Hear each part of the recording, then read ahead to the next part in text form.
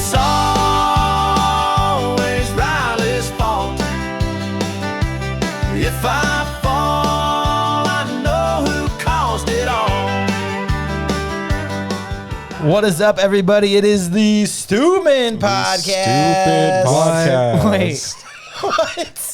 This guy hasn't even watched the podcast. We just I've asked seen him the the other first day. episode and like half of the second one. You are in no place we to are judge. We are 2 for 2 on having. You are in no place We to are judge. 2 for 2 on having guests on our podcast that have not bothered watching. No, I've the seen I podcast. have seen like a and grand total of that's- like maybe 45 minutes total of podcasts. Does Josh watch the podcast? I seriously doubt it. Josh, if you're watching, leave a comment below. I wasn't Yeah, counting and Josh subscribe. as a guest Hit the because notification bell. Josh was just like the employee who was there for the startup but bailed a couple weeks in. He had no faith. Because he was had like, no he faith was in there at the idea. beginning, and then he was just like, "Oh, I need a degree so I can get a job." And Yeah, that's well, just I'm like here to It's like, I boost. need to I'm here to run boost your track. ratings. priorities, So bro. yeah. Yes, this is like sweeps week. This is our ratings boosting. Yep. That's why we You're have gonna be, Riley. We'll be on an awards show by the end of the year. All right. All right, hey guys, I thought we'd start off just by talking about church or work experiences, just funny stories or like crazy people that you've had to deal with. So Danny, I know you got one queued up. What you got? All right. So this is back in college ministry, and we had this. There's a thing at A&M called Howdy Week, which is kind of when like everybody's moving in. It's like the beginning stages of your year-long cult commitment. Yes. Because it's like the week when like all the students are coming back or like the freshmen are moving in or something. So all the ministries are just doing like really big events.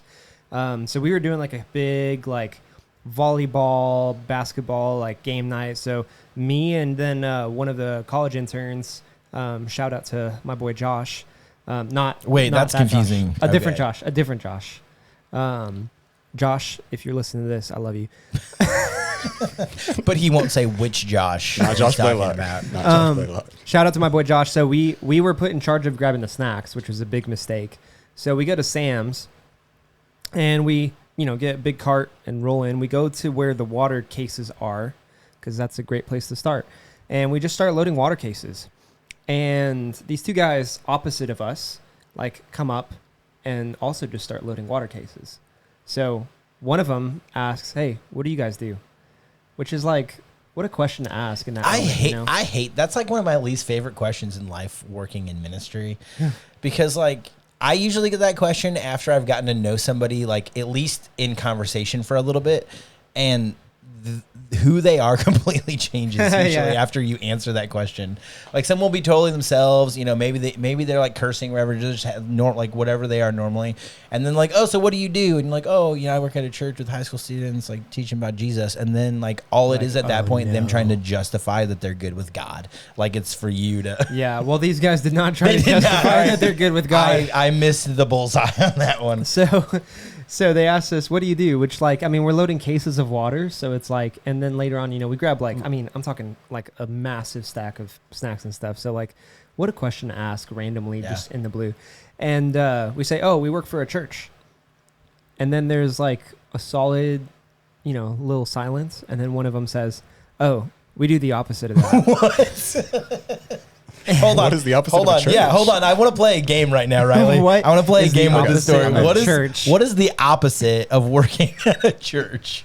I mean, what would it not be just like working at like a church like demolition like company? Like you just go and demo churches. Hold that's all you do? on. No, like I think Riley, that would imply that what Danny and I do is physically build church buildings. I mean, you are building up the church. Yeah, Just but not like the physical building. stuff. Well, okay. How do you take But I like a mean- spiritual wrecking ball to like the church? like are there like Satan worshiping worship centers where people are like employed as like anti-ministers? They take anti-tithes. Is that a thing? Negative 10%. Because like that's the first place my mind The goes. church like, gives you money there. the opposite. It's just everything but the exact opposite. Wait a minute. Do they have Saturday night service? Because I'm free. I could use some money. That's so awkward. I mean, okay, so Opposite of church. opposite of Oh, we're the opposite. So I mean, I would assume something extremely worldly. I would imagine it's just like a very self-serving thing. They run a tattoo probably. self-serving. I mean, I think if you're a non-believer and you hear and like you're thinking the opposite of church, you're just thinking something Christians would find sinful, or at least at least a stereotype. Yeah. So like You're getting they like run a bar or Nope. a tattoo parlor. Hey, what's anti-Christian I about said that? stereo. I said, hey, there's one tattooed person in this room and 2 Christians. That's true. Oh. I have nothing wrong with tattoos, but I just think that's a stereotype, right? Sure. Like, Yeah. a casino. Oh, we're getting there. We're getting there. I mean, do I give the answer? Wait, but you're in Texas, so it's not a casino. Yeah, it can't be. Well, Is it? An It's like an illegal underground casino. They just it's confessed an to that. underground gambling thing. That's crazy. They run like an underground crazy. gambling ring, What? and that's what they said they do. Were they trying to Which like first- invite Hold you? on, hold on. They're just telling you Yeah, this that- in Sam's Club, It's- like, "Hey, stranger, my job is this illegal activity." Listen, if you look at these guys though, they look the part. Like one of the guy, like zoot suits, Yeah, like what was that? pinstripe Well, suits. hold on. and- It was one guy that was loading the water cases on the cart. The other guy was just sitting at the cart, like on his phone. The guy that was smoking loading a water, cigar. No, but we'll get there. Oh no! There's more. So, no. so the guy that's loading water cases is like this big, like bald, like massive dude, Okay. like 280 pounds, like 6'5", just a unit. And it was like he's definitely So, like, if bound- Melchizedek was a a person, human. Yeah, that would that's be this him. dude. Okay, He'd got be it. the bouncer for an underground game. For another. Yes. That's what Melchizedek's career choice would be. And then the other guy was like pretty slim, like fit, but like very clean, like a nice trimmed beard, like slicked hair, wearing like an earpiece, which I don't know why you're wearing an earpiece in Sam's. And like just kind of, decently well dressed. See, all of that screams like we're like high security about what Yeah. we're doing, and not just telling this random dude. So I feel like the the water. But like, what are we gonna do? Like unless they were going to invite you, I feel like Yeah. they wouldn't just be They're like- sharing that. they're just open. flexing. You can't touch me, church boy. Yeah. So we go through all of it, and like me and my buddy are just like, what just happened? And we're talking the whole time. Like the whole time we were shopping through, we're just like, what is the opposite of church work? Like what would be the Yeah. answer? For sure.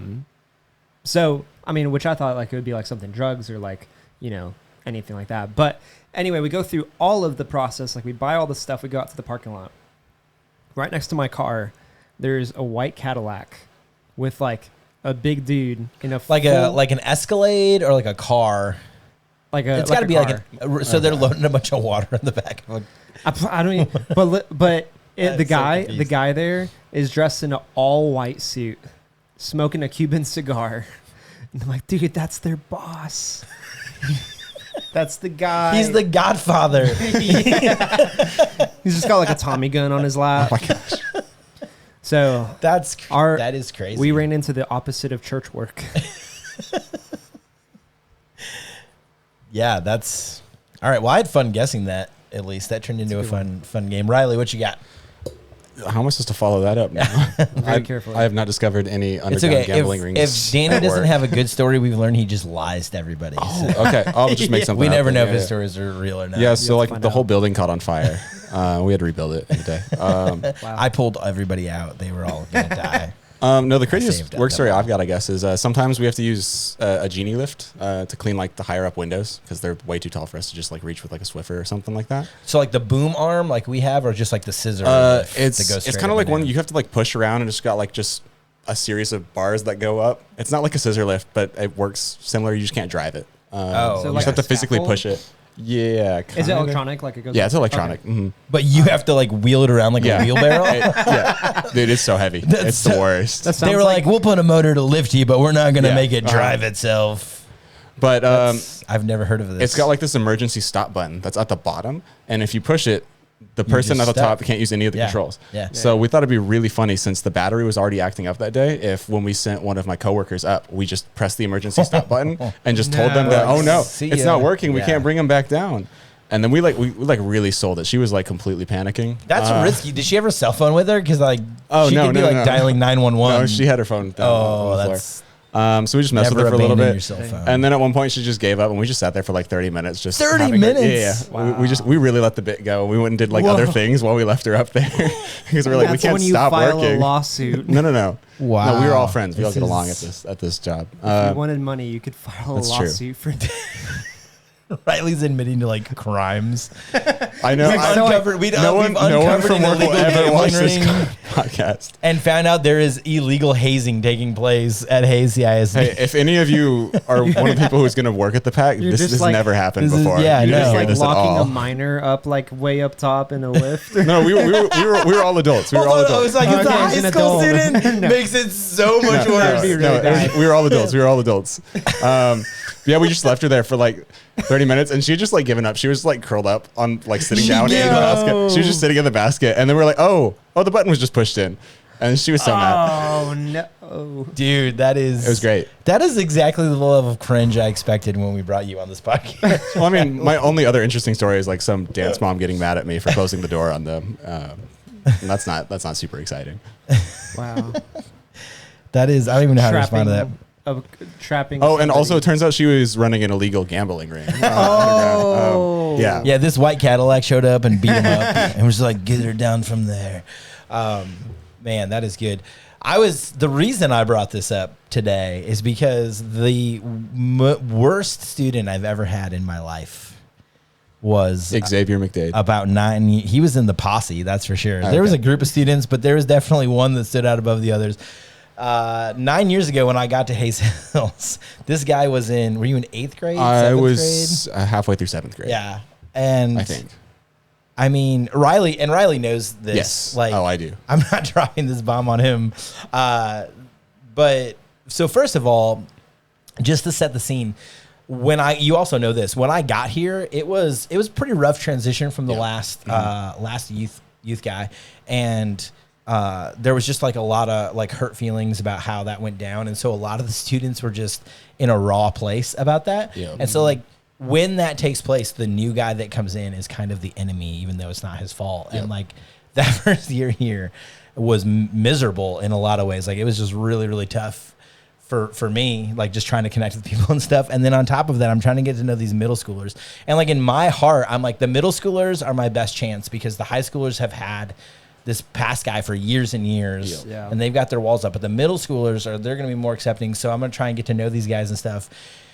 Can you still do the screech? Oh, absolutely not. You know, the reason we're wearing headphones, so please don't. The reason I stopped doing it was because I couldn't do it anymore. God was lost like, your enough. voice. No, my voice just finally decided to for drop. some reason, Riley thought it was funny Yep. to do this blood curdling scream every 20 to 25 seconds. Yeah, I mean, I had a good, healthy interval of it. Oh my gosh. Wow. I was like, it was the pinnacle of comedy for me. There was nothing funnier than just screaming as loud as I possibly could. Doesn't that just describe middle school boy too? Yeah. Like Oh, just the for lack sure. of sense of awareness. Like no one else is laughing, but you're just like, this is the best thing I've ever thought of. I thought everyone thought it was hilarious. I didn't understand why I You had no thought- friends. Like, it didn't make any sense to me. I was like, The worst part about that is you did have friends. Like people put up with it to the point where you still had a group of friends.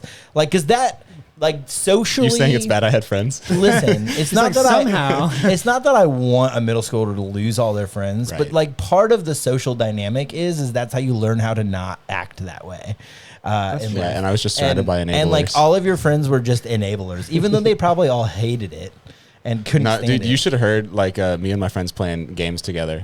Everyone was screaming on those headsets when we were playing games together. Dude, How's your if, hearing? If you did that right now while I It have was coming headphones through on, the speakers of my house, so my parents loved it too. Dude, I don't know. I don't know. The other story I thought of was when we were in Illinois. Every month we had it was a small church, right? So there's two staff members, and then every month we would meet up with. It was called the ministry leadership team. So just the different people who ran like men's ministry, women's ministry. Yeah. We'd have a meeting and we'd just kind of talk through church decisions. And like a lot of times, like many church meetings, and like I love working at a church, but there's just a lot of times where a meeting is kind of like An email. yeah, it could have been an email Absolutely. type situation. And that was the epitome of these meetings. They were rarely useful. Took up an entire evening once a month. But there was this one week where this lady on the team She burst into the meeting 5 minutes late, and she apparently been like working through cleaning out a closet, and she was so excited because she had found a painting of Jesus. I remember this. A painting of Jesus. Story. This is a good story. That she was just so excited about because some, small churches are like somebody who was now dead had painted it, so it had like extra meaning, even though it's like blonde-haired, blue-eyed Jesus looks which is what he looked like. White skin. Exactly what he looked like. Yes, yeah. I reject Danny's whole whole culture. My people. I don't think we can say that. This is America, boy. So like you're just looking at this like blue-eyed, blonde-haired, very white-skinned Jesus painting, right. and you're just like, naturally. Like Did he have like a surfboard in it too? Yeah, he very much looked like an episode of Baywatch. So that's a horrible reference. No one's gonna have any clue what I'm talking about. But like they're so excited, and she's so excited. She burst in. She starts telling everybody, "I found the painting of Jesus." And like this is predates my time at the church. The painting. The painting. This yes. is like Okay. like one of the apostles part of painted it's that. like Sistine Chapel level It's of part of the lore. Yes, it was actually the first photograph ever taken, and it was of Jesus. And it was in color too. That's how we know. That's how we know he was blonde-haired, blue-eyed. So take that, Danny. So like she doesn't bring it in the room. Like, so I'm just like, I don't know. I don't even know what we're talking about at this point. I'm like, all I'm thinking is I've never been excited about a painting of Jesus because I've never seen a painting of Jesus that like even depicts close to what he probably actually looked like just based on logic. Not to mention like, okay, well, like, what are we going to do with this thing? Well, unfortunately they had that question too. They were like, what are we going to do with this? This is so exciting that we found this. We got to figure out where to put it. And all I'm thinking is just like, we're going to hang this up in the church somewhere. Okay. And so like, I'm like suggesting like, oh, well, there's like the Sunday school classroom hallway. Back hallway. Or yeah, there's a dumpster out back. There's an office somewhere. So then we have to stand up like 8 or 9 people and we parade around the church looking at different spots. And so like, you know how a lot of sanctuaries are, right? Like there's the stage and then like on the side of the stage, we have this is where our screens are at, like the slanted walls. Yeah. So there's 2 empty slanted walls and they're just like, they're looking at the left one and they're like, this is perfect. And I'm like, this is our sanctuary. And this is just like an awkward American Jesus painting. Like this where is a picture of Jesus belongs is the sanctuary.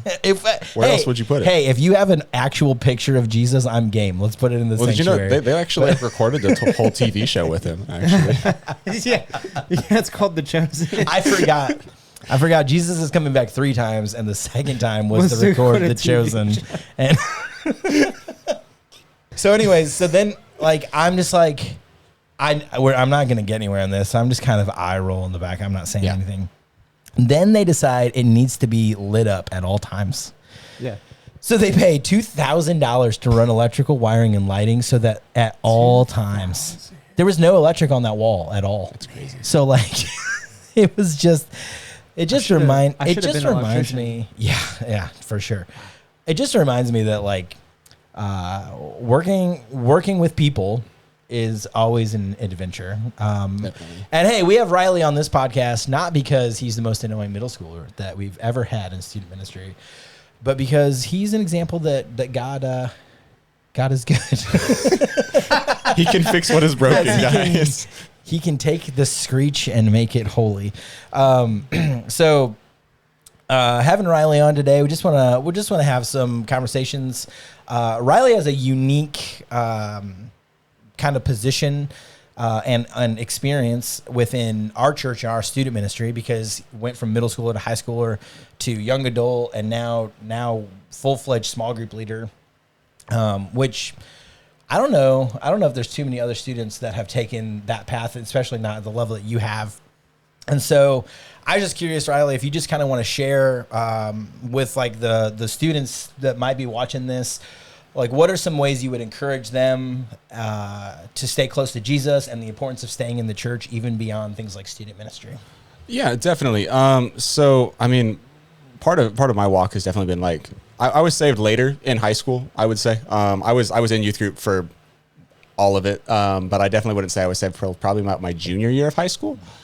And definitely one of my bigger struggles, even like after that, was just spending time on my own personally in the Word, because I wasn't really surrounded by a group of people that were really pushing me to do that very much. So definitely like surrounding yourself with people who love the Lord as well, and want to follow Christ and want to just surrender themselves every day to Him, so they can like push you to daily surrender yourself to Him.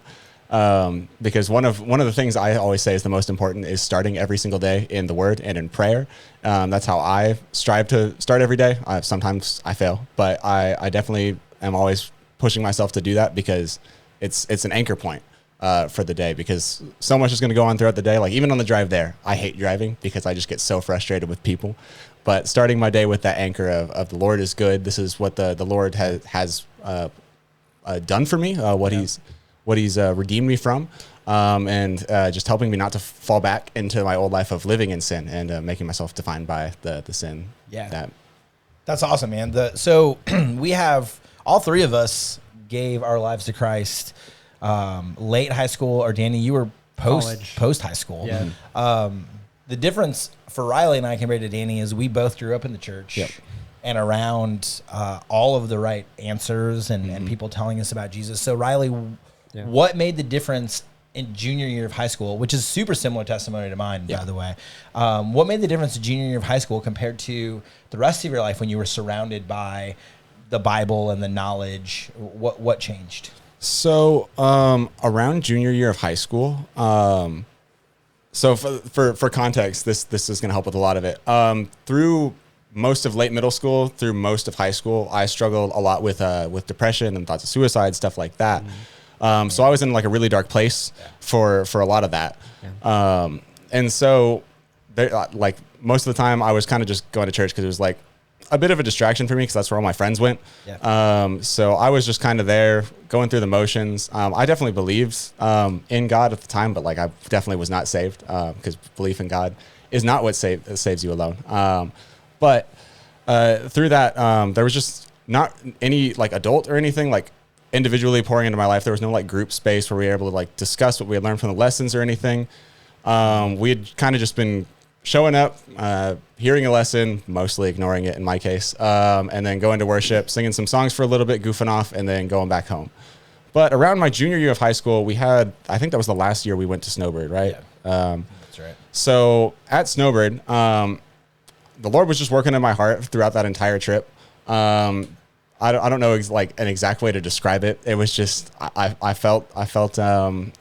just felt the Lord working in me more that way. And after one night of the worship session, I don't remember where Greg was at, but I remember Brian Moore at the time, who I was at home because we just had a that's baby. right. Duh. Yeah, that was Elliot. Elliot was being born. But yeah, Brian Moore, who used to be doing worship stuff for us with the youth group, was heading up that trip a lot, if memory serves. He came up to me that night, and like Greg was saying, they both knew me as this really annoying, obnoxious kid for a long time. But he just came up to me and gave me some words of encouragement, saying like, Riley, I know I give you like a hard time for the way you act a lot, but you're a good kid, and I love to see what the Lord is doing in your life. And that was just a really, really huge encouragement for me. And then I don't know if it was that year or the year after, that we started small groups and stuff. Yeah, it's probably right. But having the small group setting to have like individual time where we had two adults who were just pouring into our lives after the lesson, and just walking us through what the lesson was really about, really made me think about it instead of just having it go in one ear and right out the other. And then through that, the Lord just really convicted me of the way I was living, because I thought I was saved this whole time, because I showed up to church and I sang the songs and I listened to the lessons sometimes. But through that, one night, I was just doing a little devotional that I had been given by a friend of mine. And just something in that devotional just really, really convicted me, made me just realize that I wasn't really living for the Lord.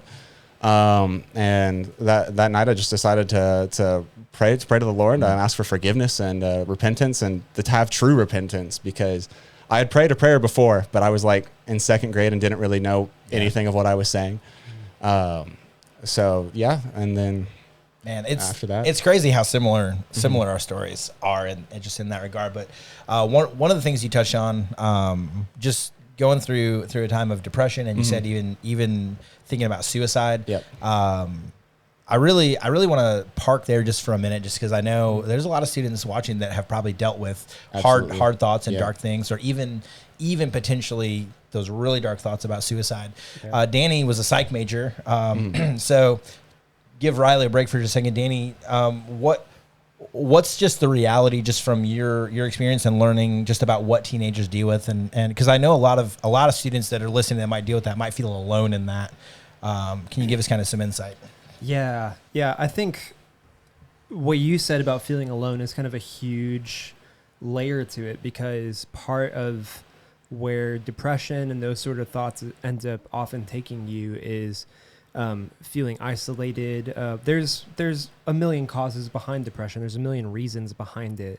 But it makes it feel like it's just me on my own dealing with these things. And it might even lead to some shame, especially in kind of a Christian context, because the feel is like I should have faith and just trust in God and be happy. Yeah. And that's what we should do. And while that's all well and great, that doesn't change the fact that like life is hard. Things are real, like the struggles that you're facing, whatever it may be, the things that onset that those feelings of depression or anxiety are real. Yeah. And the Bible doesn't shy away from saying that. You see it all throughout the Psalms. And really all throughout many parts of the Bible, you see people who are just wrestling with the different things that they struggle through. Yeah. It's, bringing up Psalms is awesome, because the book of Psalm is mostly written by King David, right? And we talked about King David a few weeks ago, but just like this guy who's the man after God's own heart. Yeah. And there are a lot of Psalms that we look at, and they're rejoiceful, and there's these like big things, and like, you know, like I really like Psalm 150 because it's just like with the clanging of cymbals and loud and like cymbals. and like that's I like loud music and stuff. So like I Hobby Lobby verse that to my own my own devices, but so many songs are songs of lament and song they're somber, and they just show us like David struggled a lot. Yeah.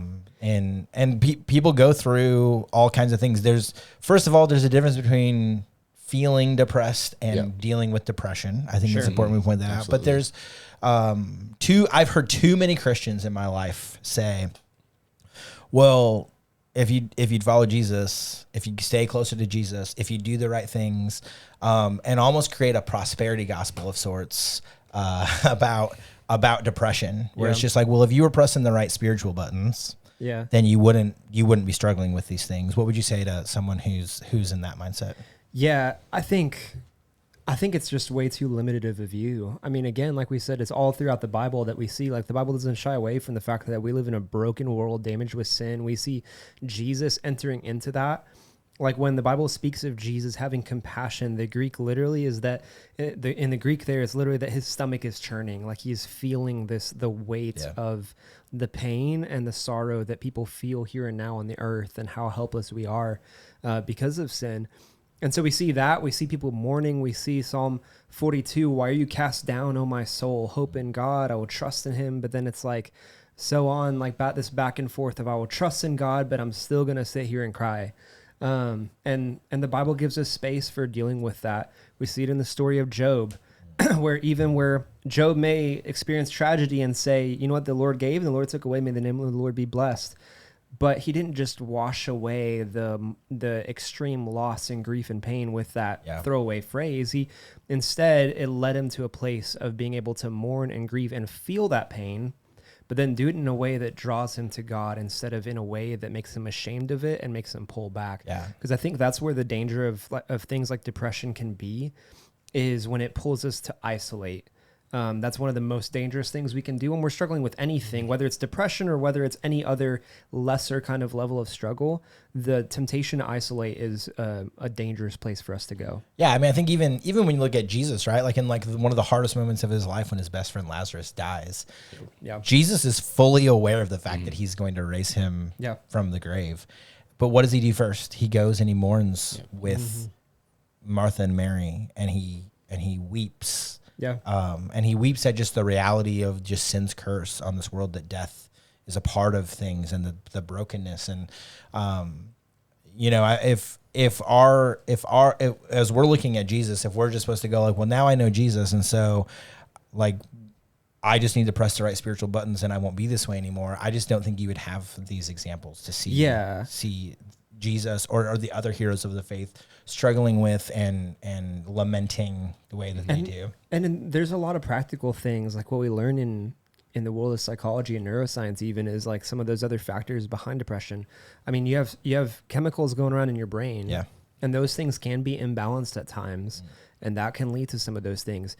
Even a lack of sleep can lead towards a tendency towards like depressive feelings or thoughts. If you're not having a healthy sleep schedule or healthy diet, like all of those things are kind of tied together. What's amazing about how God designed us is he designed us body and soul, and the way that we take care of ourselves can influence the way that we experience the world around us in many ways. Yeah. And so you have all these practical things, like the fact that what you eat, how you sleep, the way that your brain is arranged can affect all of that. The kind of media you're consuming, it can all affect all of that.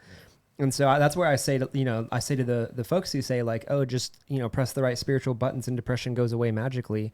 It's just too limited. You should press the spiritual buttons. Always. Sure. Like, you shouldn't just go, oh, well, I'm dealing with depression, I'm only going to take a worldly or a psychological approach. Yeah. I think the spiritual buttons should be the first ones that you press. For sure. But thinking, oh, well, when I get it in order or I do it enough, then these things will just magically go away. It's just really not the Christian life as defined in the New Testament. Yeah, and that's definitely wasn't my experience. It was not like when I got saved my junior year, it wasn't like magical. Yeah. Suddenly I'm no longer depressed anymore. It still definitely was a struggle of mine, but absolutely helps. I've dealt with more seasons of what I would call depression as a believer than I did before I was a believer.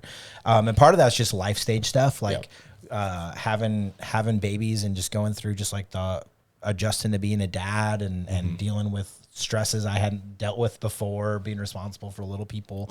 But yeah, I think if you're living with the idea that if you're Christian enough, you won't battle these things, I think you're doing yourself and anyone you teach that to a disservice that's harmful.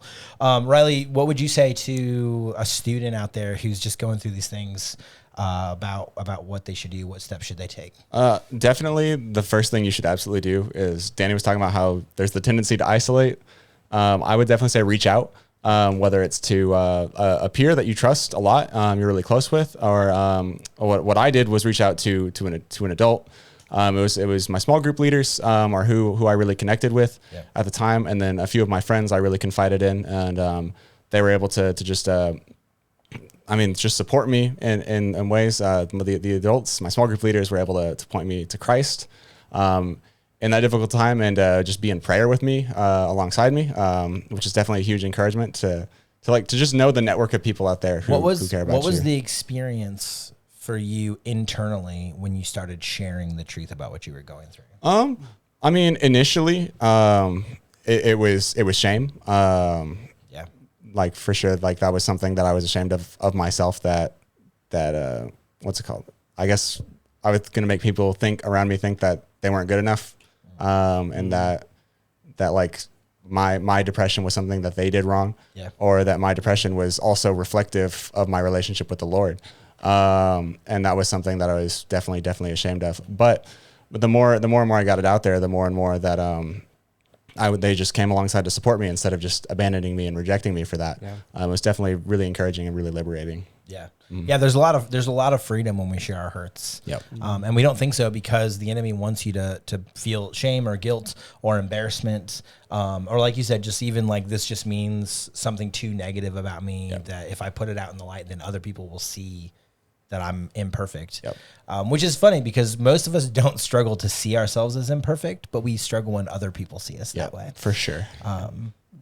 Danny, what would you say to a student or anyone watching going through depression, especially just with the background you have and just learning about these things? What steps are need to be taken to really work towards health? Yeah, that's great. I think, like, again, the first thing is just it's normal. All three of us, because I went through a season of depression also early in college, and so that means 100% of the people in this room have gone through that for at least a time. And so like, it's normal. It's not, your situation is not so far gone or so far off that we can't relate to it. You're surrounded by people that many of the people you're surrounded by, many small group leaders, either they themselves have gone through those things or know people and have been close to people who have gone through those things. So you're not alone. So fight that temptation to isolate. But then some of the other things I would say is really what I would say to anybody who is struggling through things also is running to God with it. Because shame, I think shame is one of the most destructive things and the most destructive tools that the enemy uses. I mean, when you read Genesis 3, when the fall happens, the first thing that we see, like as a result of the fall, is shame, that Adam and Eve hide from God. And shame, what it does is it leads us to just beat our head against the wall and be mad at ourselves for struggling with whatever we're struggling with, instead of taking steps forward to process and move through it. And so whatever you can do to kind of offload some of that shame and that guilt for feeling the ways that you do, that then will open up to being able to share with other people, being able to pursue the Lord through it. Which again, doesn't mean like if you open your Bible for 5 days in a row, it doesn't mean all of a sudden it's magically gone. But you will see is over time, whatever that timeline might look like, it might be even over a year, who knows, but over time, you're going to start to see that weight of those feelings start to lift up by the grace of God. And then the last thing I say, I think we undervalue these things just from my background with studying a lot of neuroscience and stuff behind these things, is taking care of just other parts of your life. If you're getting 4 hours of sleep a night, like that's not going to help. That's not going to set you up for anything positive with that. So like getting full amount of sleep, like if you're eating junk food all the time, that's not going to help either. Maybe it's time to start looking at those, some of those little things. Seriously, all I eat are frozen meals. What's going on? But like, you know, it doesn't mean you have to start eating salad every day and like not do anything else, but just start looking at some of those other things. Cause there's so many, we're built as these holistic machines of people, like with body, with soul, everything is tied together. And so there's a lot of different things, daily habits, the spiritual ones for sure, press all the spiritual buttons, but then even just take care of yourself in life. Because a lot of times what I find is when people enter into a season of depression, they not only isolate from other people, but they also just isolate from life. They don't experience fresh air. They tend, the people that I've been close to that walk through this will lock themselves in the room and just spend time in there. But like go outside for a walk, get some fresh air. Don't just order DoorDash every time for food.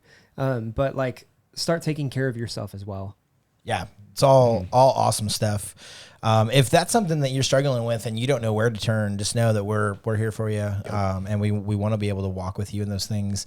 I know that asking for help or just admitting what you're dealing with can be one of the scariest things you've ever faced. But there's not ever a time where I've searched for help from someone who loved me, a believer, and regretted it. So take those steps in doing that, and reach out to us or talk to your parents or your pastors, wherever you might be. All right, I want to shift gears a little bit abruptly because that got a little heavier than I thought I was going to get. Sure. But we got to have this conversation, Riley, with you on the podcast. It's always Riley's fault. Yeah, I get so. I get a lot of grief about that from people who haven't been around since kind of the OG days of that. You wanna share how the whole from your perspective, because we might have different perspectives on how this started. So basically, actually before Greg's time, I had started doing I think one time, one of the other students who was running media that night just asked me, hey, I want to do worship with my friends. When Riley was in high school, he ran media almost every Wednesday. Yeah, so it started because one person just asked me one night, can you run slides for me tonight? And then they asked me the next night, and then they never showed back up to the booth. And so I was just doing it every night from then on. That's how it goes in church a lot of times. So I had been up in the booth from 7th grade all the way till like now. I still help up there sometimes. I think Danny's having me do it this Sunday. But through doing that, eventually Greg came along, and since I made Greg's life so much more difficult than it really needed to be, I think he decided it was really only fair that he return the favor. So I don't know if it really started until right around like COVID time when we were doing the live stream and everything. But during the live stream, there were so many different things that would always go wrong every week. There was always a new crazy problem. And anytime it would go wrong and Greg was on stage talking, he'd be like, oh, come on, Riley. Come on, Riley, fix it. And then one week I show up on a Wednesday night and I see that Jason and Greg and I think Brian too were all wearing just shirts that say it's all Riley's fault. And I was like, does that say my name? My wife made that image and it is just so good. I still have my shirt. It is so, it is the perfect caricature of you. We need to resurrect that for the snack. He's got like honestly. really long hair in that picture. Yeah. And that's without AI. Yeah, no, that's just Mallory's skills right there. Wow. But yeah, Greg gives me a lot of grief for that, and yeah, it's all good and fun and games, but like I go home and cry every single night. Like, which is fair because you've made me go home and cry many nights as well. Yeah, but I was a kid, man. You know, like the grief I get from people about it is funny because like you and I we've been close for a long time, yeah. And like I know that we mutually think it's funny. And secondly, like I think you know me well enough to know like the people that I'm really close to and really comfortable with are gonna just get crap from me sometimes. Absolutely. Because like we just that's like how you that's know just your friends. It's like a love language thing, right? It's just giving each other a hard time. To like you look for any opportunity to poke at me, and because I get to be on stage and control the media, I get to put things on. And I'm not even the most cruel towards you. That's true. No, that's true. And so I just thought it'd be funny to clear the air on that a little bit.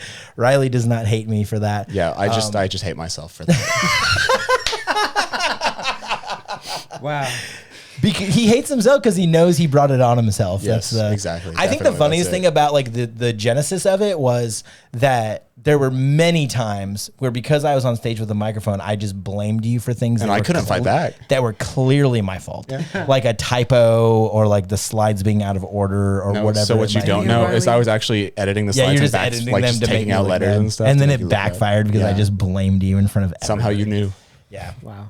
Yeah. It's called chess, not checkers, buddy. I was playing 4D chess. That's some deep lore. All right. Well, I think that's going to be it for episode 10. If you enjoyed having Riley on, let us know, and we'll maybe I'll do it again. If they can afford to have me back, think about it. Yeah, they'll definitely do it. The first thing he I'm gets not in cheap. he gets in the podcast studio, and the first thing he does is starts complaining because we don't have like a pitcher of water for him. I was just asking if there's a water bottle. What do you think this is? Like Need you're a big boy, get your own water. You're thirsty, dude. He's like, I need a bowl of only green M&Ms. Oh man! I need a car to pick me up. That the thermostat. That's true. Yeah, y'all did not send me a limousine to pick me up. That was true. A little unprofessional. That's true. Riley, you want to give a failed you. shout out to your best friend in the world? Oh, Melchizedek, if you're walking, or if you're watching, if you're walking, what am I talking about? Melchizedek, if you're watching, I feel banana. You've heard it here, folks. All right, well, we're going to wrap it up there. Thanks for joining us. We will catch you next week for episode 11. Y'all stay close to Jesus.